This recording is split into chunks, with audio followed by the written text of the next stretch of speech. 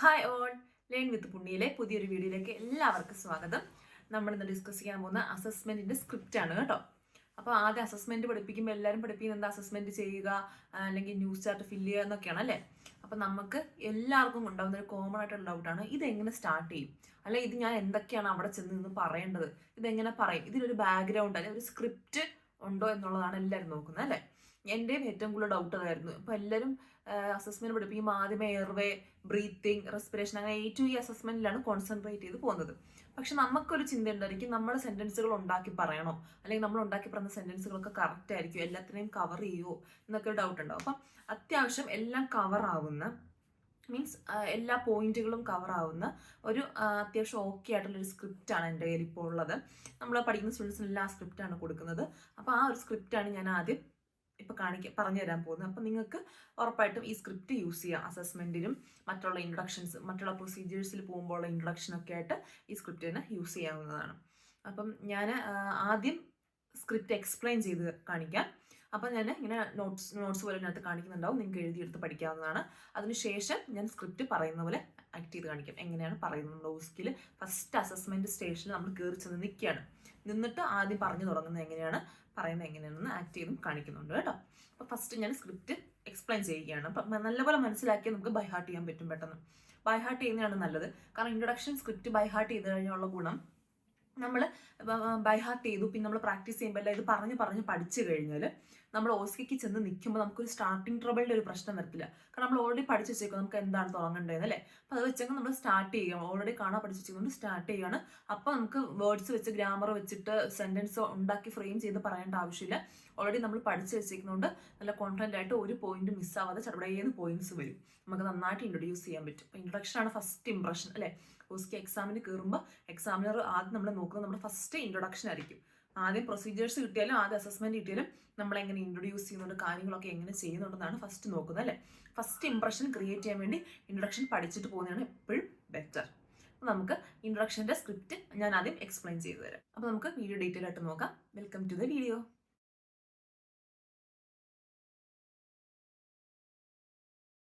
Okay, first introductory phase ആണ് explain ചെയ്തത്. I am entering the patient room, checking for scene safety, ensuring that scene is safe to approach.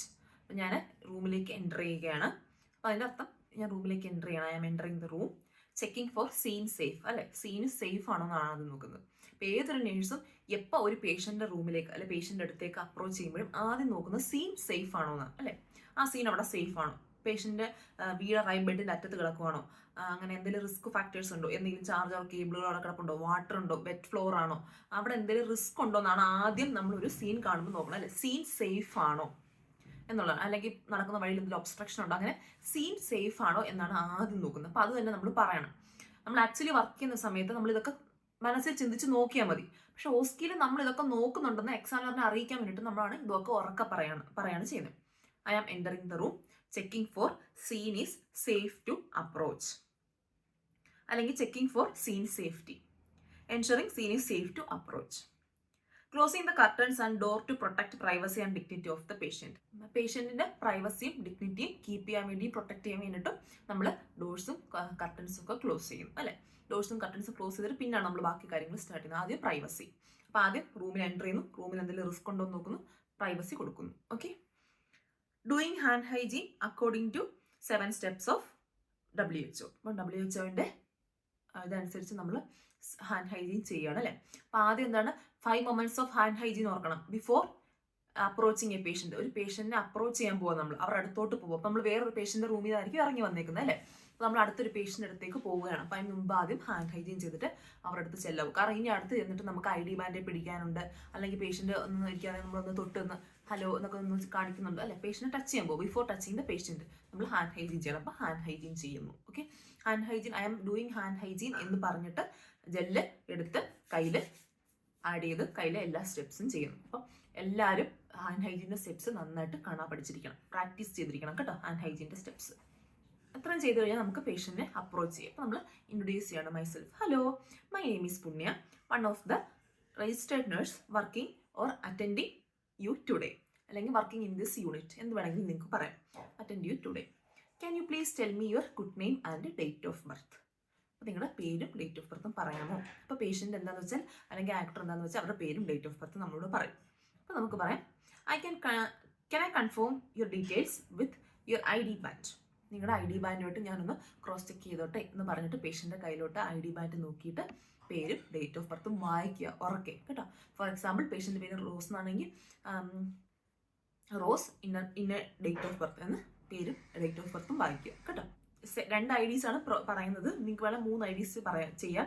പക്ഷേ hospital number ചോദിച്ചാലൊന്നും ആക്ടറിന് അറിയണമെന്നില്ല. നിങ്ങൾ പിന്നെ ID band വായിക്കുന്ന സമയത്ത് വേണം hospital number വായിക്കാം കേട്ടോ. And I am here to do the procedure of എന്താണെന്ന് വെച്ചാൽ അസസ്മെൻ്റ് ആണ് വന്നിരുന്നെങ്കിൽ അസസ്മെൻ്റ് എന്ന് പറയാം. I am here to do the procedure assessment A to E for you, അല്ലെങ്കിൽ I am here to do pain assessment for you, അല്ലെങ്കിൽ I am here to do administration of oxygen for you, അല്ലെങ്കിൽ I am here to do administration of suppository for you. നിങ്ങൾ ചെയ്യാൻ പോകുന്ന procedure എന്താണെന്ന് വെച്ചാൽ അത് പറയുക. Okay. Are you in any pain. എന്തെങ്കിലും വേദന ഉണ്ടോ എന്ന് ചോദിക്കുക. പെയിൻ ഉണ്ടെങ്കിൽ പെയിൻ സ്കെയിൽ സ്കോർ ഉടനെ ചോദിക്കുക അല്ലേ. എല്ലാവർക്കും പെയിൻ സ്കെയിൽ സ്കോർ ചോദിക്കുന്നത് എങ്ങനെയാണെന്ന് അറിയാം എന്ന് വിശ്വസിക്കുന്നു. പെയിൻ അസസ്മെൻറ്റ് വീഡിയോ ഓൾറെഡി നമ്മൾ ഇട്ടിട്ടുണ്ട്. അല്ലെങ്കിൽ പെയിൻ അസസ്മെൻറ്റ് സ്കെയിൽ അല്ലെങ്കിൽ പെയിൻ ഉണ്ടോ എന്ന് സ്കോർ ചോദിക്കുന്നത് എങ്ങനെയാണ്, എപ്പോഴും യൂണിവേഴ്സലായിട്ടൊരൊറ്റ ക്വസ്റ്റ്യനേ ഉള്ളൂ. അത് കാണാതെ പിടിച്ച് വയ്ക്കുക. നിങ്ങൾ വർക്ക് ചെയ്യാൻ പോകുമ്പോഴും നിങ്ങൾക്ക് യൂസ് ചെയ്യാം. Consider A scale 0 to 10. 0 is the smallest pain and 10 is the worst pain. How could you rate your pain. നിങ്ങൾ നിങ്ങളുടെ വേദന എങ്ങനെ റേറ്റ് ചെയ്യുന്നു. നിങ്ങൾ ഹോട്ടൽസിനൊക്കെ കണ്ടില്ലേ 3 സ്റ്റാർ റേറ്റിംഗ് 4 സ്റ്റാർ റേറ്റിംഗ്, അല്ലെങ്കിൽ ആമസോണിൽ സാധനങ്ങൾ മേടിക്കുമ്പോൾ റേറ്റിംഗ് കൊടുക്കത്തില്ലേ, എത്ര നല്ലതാണ് അല്ലെങ്കിൽ എത്ര മോശമാണ് എന്നുള്ള രീതിയിൽ. അപ്പം അതേപോലെ നിങ്ങളുടെ വേദന നിങ്ങളൊന്ന് റേറ്റ് ചെയ്യൂ എന്നാണ് നമ്മൾ ചോദിക്കുന്നത് അല്ലേ.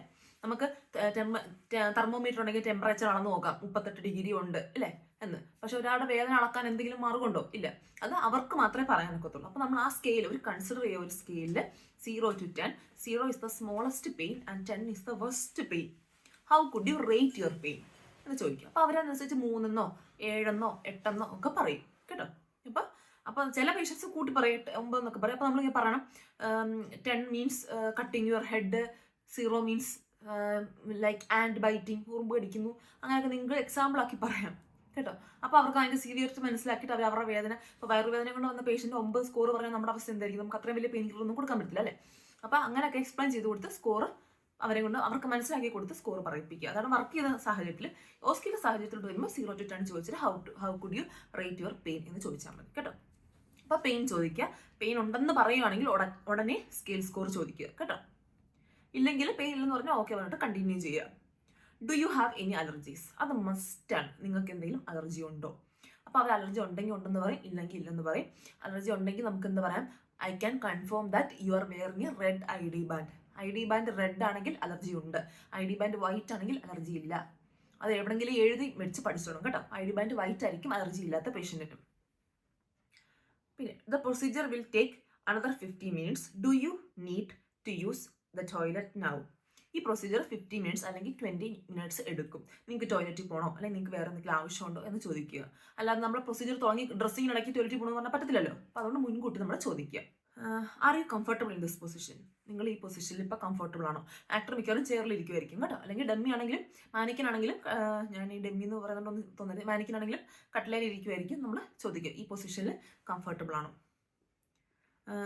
So now I will be going to assemble things needed for the procedure. Call me or press the call bell if you need any assistance. I will be happy to help you. അപ്പം ഞാൻ പോയിട്ട് എൻ്റെ പ്രൊസീജിയറിൻ്റെ സാധനങ്ങളൊക്കെ arrange ചെയ്തിട്ട് വരാം എന്ന് പറഞ്ഞിട്ട് എന്താ പറയുക, നിങ്ങൾക്ക് എന്തെങ്കിലും ആവശ്യം അതിനിടയ്ക്ക് വരുവാണെങ്കിൽ നിങ്ങൾ ഈ കോൾ ബെല്ല് പ്രസ് ചെയ്യൂ എന്ന് പറഞ്ഞിട്ട് വേണം നമ്മൾ പോയി ഹാൻഡ് ഹൈജീൻ ചെയ്തിട്ട് ഓൾറെഡി എക്സാമ്പിൾ സാധനങ്ങൾ എടുത്ത് വെച്ചിരിക്കുമായിരിക്കും. പ്രൊസീജിയറിൻ്റെ സാധനങ്ങളൊക്കെ നോക്കി എക്സ്പയറി ഡേറ്റ് ഒക്കെ വായിച്ചിട്ട് അതുകൊണ്ട് തിരിച്ചു വന്ന് പ്രൊസീജിയർ ചെയ്യാൻ വേണ്ടിയിട്ട് കേട്ടോ. അപ്പോൾ ഏകദേശം ഒന്ന് മനസ്സിലായെന്ന് വിചാരിക്കുന്നു. ഞാൻ ഇതെങ്ങനെയാണ് OSCE നിങ്ങൾ ഇതെങ്ങനെയാണ് ചെയ്യേണ്ടതെന്ന് ആക്ട് ചെയ്ത് കാണിക്കാം കേട്ടോ. അപ്പം ഞാനിപ്പോൾ ഈ സ്ട്രക്ചർ ചിലപ്പോൾ ഫോളോ ചെയ്തില്ല, കാരണം ഞാൻ ഇത് ഓൾറെഡി പഠിച്ച് വെച്ചേക്കുന്നതാണ്. എൻ്റെ OSCEക്ക് വേണ്ടി കാണാൻ പഠിച്ചാണ്. ഞാനിപ്പോൾ എല്ലാം പിള്ളേരെ പഠിപ്പിക്കുമ്പം റിപ്പീറ്റ് ചെയ്ത് പോകുന്നതുകൊണ്ട് എൻ്റെതായ ഒരു ശൈലിയിലാണ് ഞാൻ പറയുന്നത്. പക്ഷേ ഈ കാര്യങ്ങളൊക്കെ ഉൾക്കൊള്ളിക്കും. ആക്ച്വലി ഈ സെൻറ്റൻസ് തന്നെ എനിക്ക് ചിലപ്പോൾ പറയാൻ പറ്റിയെന്ന് പറ്റില്ല. നിങ്ങൾക്ക് ഇതിൽ കുറച്ച് നിങ്ങളുടേതായിട്ടുള്ള ചേഞ്ചസ് ഒക്കെ വരുത്താം. പക്ഷെ സംഭവങ്ങൾ ഇതൊക്കെ തന്നെ ആയിരിക്കണം കേട്ടോ. അപ്പം നോക്കിയാൽ നമ്മൾ OSCEയിൽ എൻ്റർ ചെയ്യണം കേട്ടോ. അപ്പോൾ റൂമിലേക്ക് എൻ്റർ ചെയ്യണം. I am entering the patient room, checking for scene safety.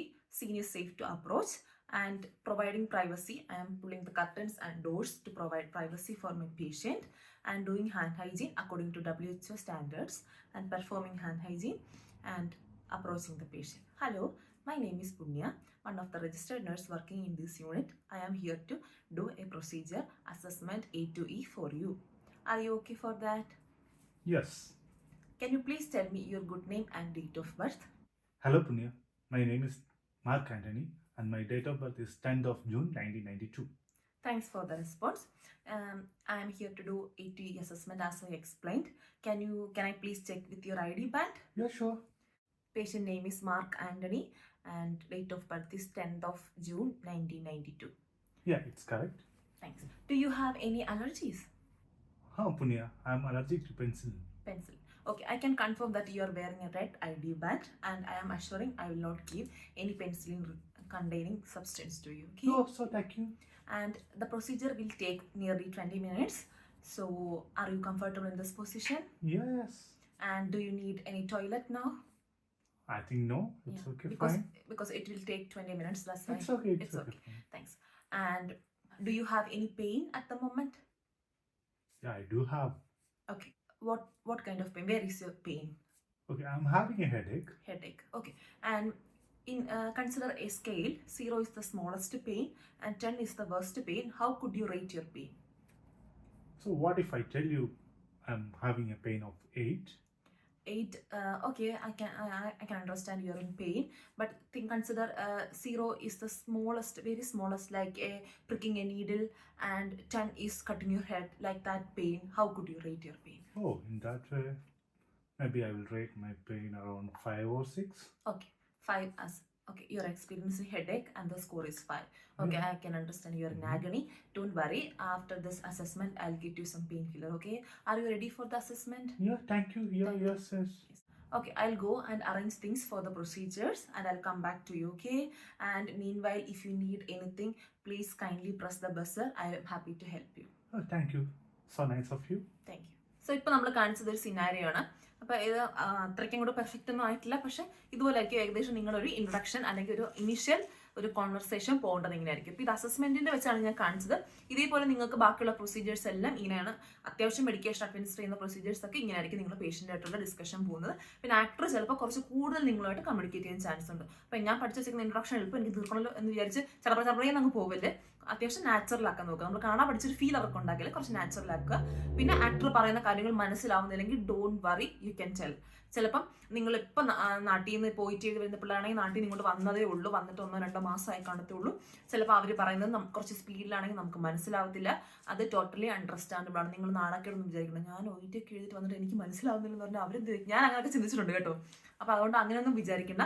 നിങ്ങൾക്ക് മനസ്സിലാവുന്നില്ല എന്ന് പറഞ്ഞാൽ അവർ സ്പീഡ് കുറച്ച് പറയാൻ അവർ ബാധ്യസ്ഥരാണ്. നമ്മൾ ഫീസ് കൊടുത്ത് എക്സാം എഴുതുന്നത് അല്ലേ, നമ്മൾ കൺസ്യൂമറാണ്. അപ്പോൾ നമുക്ക് വേണ്ടുന്ന എല്ലാം അവർ ചെയ്തു തരണം. അപ്പോൾ അതുകൊണ്ട് ധൈര്യമായിട്ട് നിങ്ങൾക്ക് വേണ്ടുന്ന ബ്രേക്ക് നിങ്ങളിപ്പോൾ ഓക്കെ അല്ല, ഒരു 5 മിനിറ്റ്സ് എനിക്ക് വേണം എന്ന് പറയുന്നതിലും പ്രശ്നമില്ല. പറയുന്ന കാര്യങ്ങൾ സ്പീഡിലാണ്. മനസ്സിലാവുന്നില്ലെങ്കിൽ എനിക്ക് മനസ്സിലായില്ല, കുറച്ച് സ്പീഡ് കുറച്ച് പറയാം, I am new to the country എന്ന് തുറന്ന് പറയുക. ഓക്കെ, അപ്പം ഇന്നത്തെ ഈ അസസ്മെന്റ് സ്ക്രിപ്റ്റ് എല്ലാവർക്കും യൂസ്ഫുൾ ആയെന്ന് വിചാരിക്കുന്നു.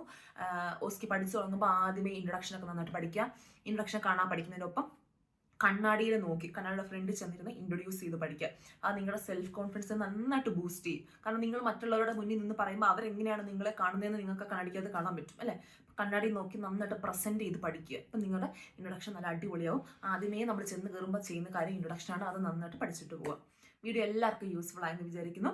നമുക്ക് ബാക്കി OSCE റിലേറ്റഡ് വീഡിയോസ് ഒക്കെ ആയിട്ട് കാണാം. വീഡിയോസ് കാണുന്ന എല്ലാ ഫ്രണ്ട്സും please share video with your friends.